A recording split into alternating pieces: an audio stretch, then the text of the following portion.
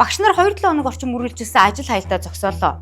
Тэдний цалинг он гараад 50 орчим хувиар харин дөрөвдүгээр улиралд 20 орчим хувиар нэмэгдүүлэхээр тохиролцоонд хүрсэн байна.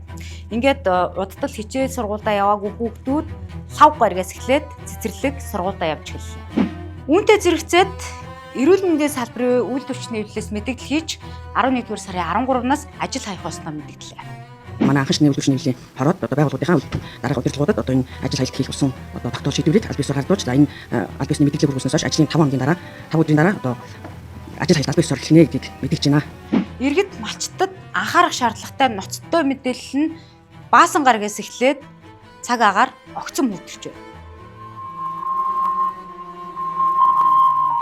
Засгийн газрыг огцруулах талд байр сууриа нэгтгэхэд байсан гишүүд төсөвдөр хүчтэй шүүмжилж эхэллээ.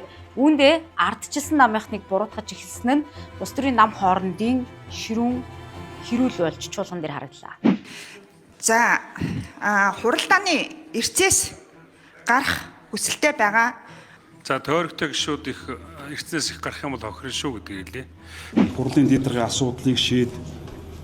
За одоо булган туяагийн асуудлыг шийд. За одоо би уучлаар төсвийн байнга ороо төсвийн ажлын хэсэг яал наймалцсан.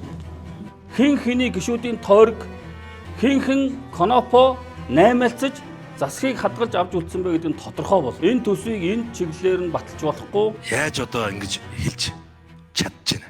Мөн улсын их хурлын чуулганы нэгдсэн хуралдаанаар улсын их хурлын дэд даргаыг огцруулах, шин даргаыг томилох асуудал хэлцэх ёстой байсан. За мөн нөгөө талаас чуулганы нэгдсэн хуралдаан дээр улсын их хурлын гишүүн булган туяаг игүүлэн татах ёстой гэдэг дээр ардчилсан намын гишүүд байр сууриа нэгтгэж хүчтэй шүүмжилж байсан юм. Үндсэн хуулиар зөрчил хуулийн хариуцлага хүлээнэ гэж тангаргалаад байгаа шүү дээ. Тэгээд ийм илэрхий юмнуудаар ингээд одоо ёс зүйн хариуцлага гэж байна, хуулийн хариуцлага гэж байна, улс төрийн хариуцлага гэж байна. Энэ цэцгийн дүгнэлтийг бүлээн зөвшөөрнө гэсэн энэ ардсан намынхаа шийдвэрийг дагна. Байнгын оргоор хилцсэн бас нэг чухал анхаарах ёстой сэдв нь улсын их хурлын гишүүд сонгуулиар сонгогдож чадаагүй л 1 жилийн тэтгэмжийг бүтэн цалингаар авна гэдэг энэ шийдвэртэй холбоотой байсан юм. Иргэн Батуулд энэ шийдвэрийг цуцлах ёстой гэж санал цуглуулснаар байнгын хороогоор хэлсэн юм. Гэхдээ гишүүд энэхүү тэтгэмжээс салахыг хүсэхгүй байгаагаа илэрхийлсэн юм. Тэ хаанаасаа ийм бодод олчоод тэтгэмж ажилгүйдлийн тэтгэмж гэдэг асуудлыг улсын хурлын гишүүн ийм хэмжээнд ойлгож байна гэдэгт бол би бас харамсалтай байна танд. Британд, Англид би 8 сарын тэтгэмж авдаг. Германд баг насанд орштой. Төрийн өндөр албан тушаалд ажиллаж ирсэн, нууцтай ажиллаж ирсэн улсууд.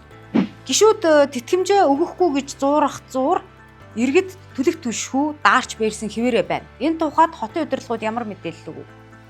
Илүү картууд байгаа шүү дээ. Яг аж ахуй ашиг хонжооны зориултаар ашиглаад байгаа, ёс бусаар ашиглаад байгаа энэ картуудыг бид өчиггүй болгочиж яг нэг иргэд маань нэжигдэх байхгүй. Тэрнээс бол нүүрс байна уу? Байна.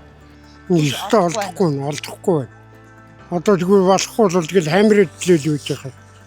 Цэгүүд бол бага байна гэж та үзэж байна. Тийм, цэгүүд л бага байна. Амар онгойтой шүү дээ. Нүүрстэй газрын иргэд одоо гаднаас нүүрс аваад митинг төлнө гэдэг ч одоо готомшиг шүү дээ. Ер нь бол ямар тэнэг хүн улсыг удирдлахад арайж болсон ийм тэнэг юм гаргадаг дээд хүн байна гэдэг бас хэцүү л байна. Экс ерөнхий сайд Оюун Эрдэнэ 6 дугаар сард ажиллаа өгснөөсөө хойш хэвлэлийн өмнө нээлттэй мэдээлэл өгөөгүй өнөө хүрсэн байлээ.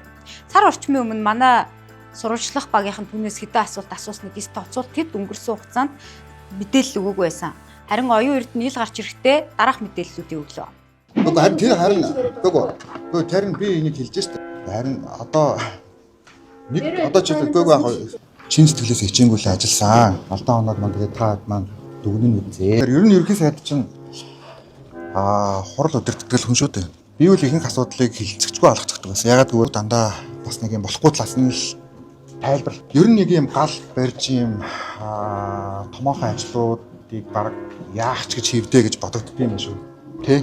Ер нь зүгээр л байждаг байж. Ийм том одоо сэтгүүлдээ тулж авах бол хувийн үед ядаргаатай юм билээ. Ажил хийж байгаа ингээд нэг буусан хүн одоо нэг сайн зодож кайф авдаг. Тэ? Тэр одоо би аргагүй тэрийг одоо ойлгож байгаа. Оюун Эрдэнэ засгийн газар гадаадд Монголыг сурталчлах нэрээр их хэмжээний зардал гаргасан бөгөөд тэдгээрийн нэг нь Английн хөл бөмбөгийн Фүүлхэн багтай хийсэн гэрээ байсан юм. Гэрээний нийт дүн сая 360 мянган орчим фунт стерлинг гэсэн мэдээлэл байна. Харин гэрээний төлбөрийг төлөөгүй учраас тус хөл бөмбөгийн багаас Монгол улсын засгийн газрыг арбитрийн шүүхэд өгсөн байна.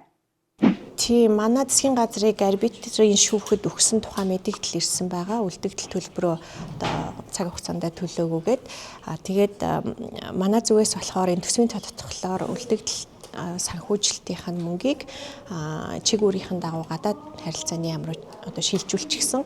Тэгээ гэрээ шилжүүлэх болон энэ ажил үүргээ одоо өгөлцөж авалцах, тэн дээр ажлын хэсэг гарч дүгнэлт хийх мэтлэн нэлээд ийм бичиг цаасны ажлууд явж байгаа. Хүлээгдэж байгаа асуудлууд олон байна. Үйлжилт хүндрэн үйлчлийг хэрхэн үнэтэй давах тал дээр яаралтай хариу арга хэмжээ авах шаардлагатай. Учир нь нийт малчтын хувьд энэ өвөл амаргүй байх болно. Нийслэлчүүдийн хувьд харин эрчим хүч түлшний асуудал анхаарал татаж байна. Харин нөгөө талдаа улсын их хурлын даргагүй, улсын их хурлын дэд даргагүй, шадар сайдгүй эдгээрүүд үргэлжилж байна. Мэдээж энэ хэмжээгээр гаргах шийдвэрүүд нь удаашрсаар байгаа гэсэн үг. Энэ 7 өдрийн үйл явдлыг багцлалаа. Анхаарлаа хандуулсан баярлалаа.